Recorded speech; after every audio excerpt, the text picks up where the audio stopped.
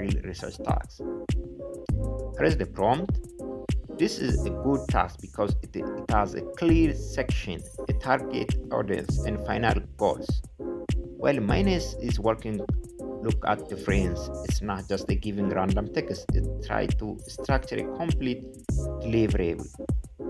Now when check the result is organized, does it explain clearly? Can we use it on a blog post, YouTube script, or course lesson? If yes, this means Minus saved us hours. Now let's use Minus like a creator assistant. This is where Minus became very powerful to creators. Instead of thinking alone for 3 hours, you can ask Minus to generate a full content strategy, but don't just copy everything. Use Minus as your assistant, then you improve the final result with your own voice. This is how you win. Now let's go to bigger. Can Minus help us to build a simple website? Let's try it. This is a perfect agent task because it has a final product, now just an answer. A product.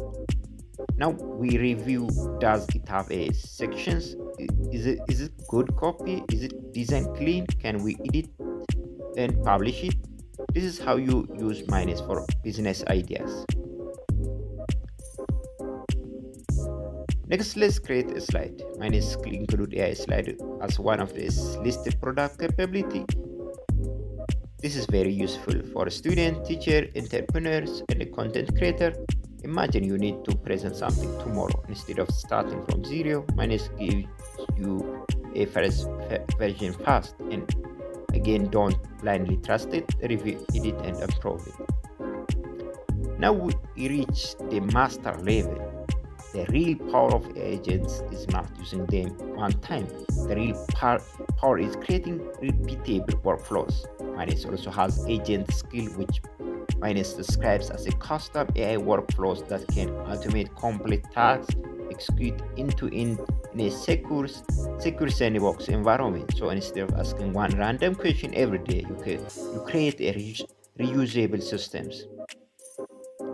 This is how you move from beginner to advanced. Beginner asks questions, intermediate create a output, advanced builds a workflows.